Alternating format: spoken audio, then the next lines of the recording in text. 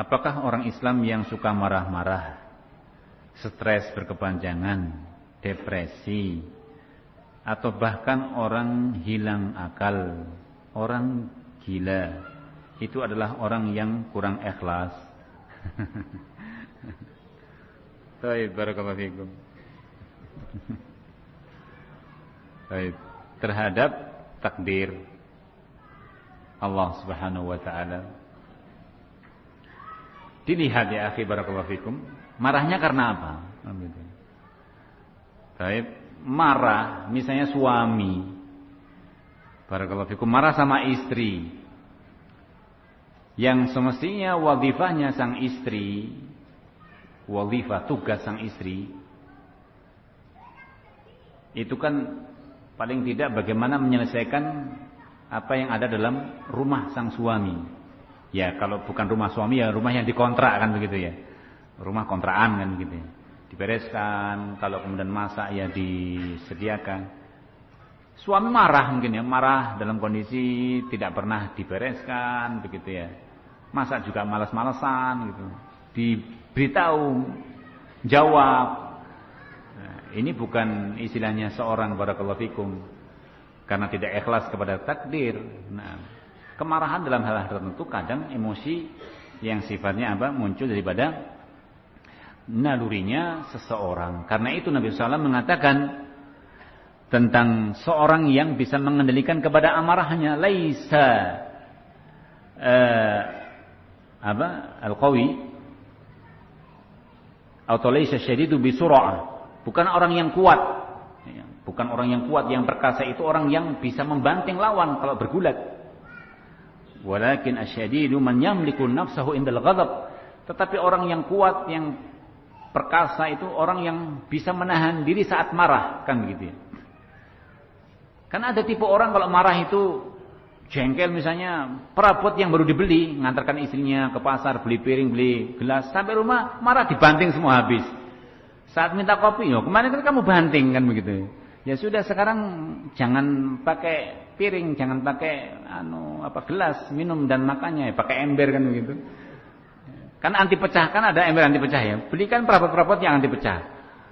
Bukan demikian. Kadang memang kemarahan itu kan apa?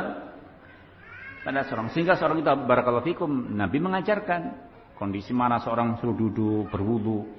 Duduk itu apa? Mereda kemarahan. Sehingga kalau ada orang marah, duduk dulu.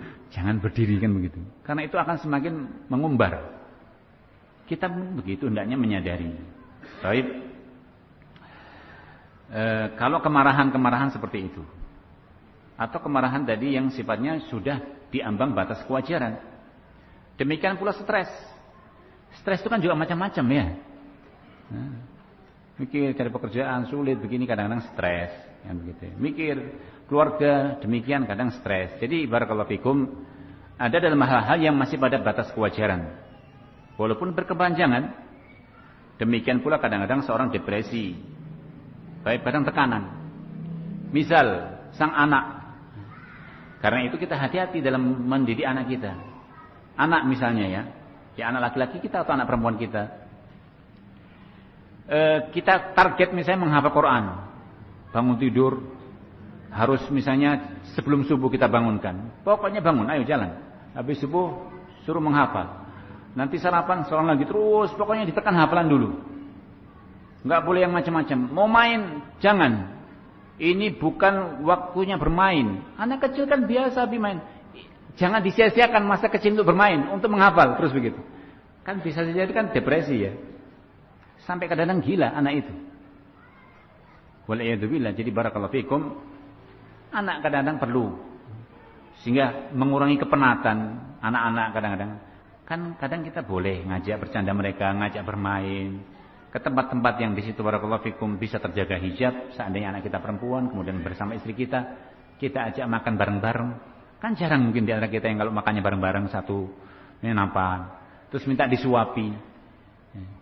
Bahkan kadang-kadang kita menerapkan tentang masalah hayal iqahu aw yul'iqahu, sampai dalam masalah makanan yang tersisa pada jari, imma dia jilati, dia bersihkan, atau dijilatkan. Kira-kira kalau pas kita makan bareng-bareng sama Evan, tolong jilatkan jari saya. Kan mungkin berkelahi dulu ya. Sama istri saya aja kita kan kadang-kadang naudzubillah jarimu kan begitu ya. Tapi kalau sama anak kan mungkin mau. Bahkan sebagian anak rindu, Bi, saya kok rindu ya kadang-kadang makan bareng-bareng nanti jilati tangannya Abi. Kadang kan demikian. Fabarakallahu fikum. Jadi perlu dalam hal ini kalau langsung divonis tentang kurang ikhlasnya dalam perkara takdir, taib itu mungkin perlu dilihat. Kecuali kalau seorang tadi depresi karena berbagai macam ketentuan-ketentuan Allah, dia sikapi dengan tidak berdasarkan agama. Disifati dengan emosional, dengan kemarahan yang berlanjut-lanjut, kan begitu ya. Tanpa ada solusi, ibadah juga nggak mau, suruh sholat bagaimana? Wong kerja 24 jam aja kurang hasilnya, apalagi dikurangi sholat, kan begitu misalnya. Ini kan tambah stres nanti.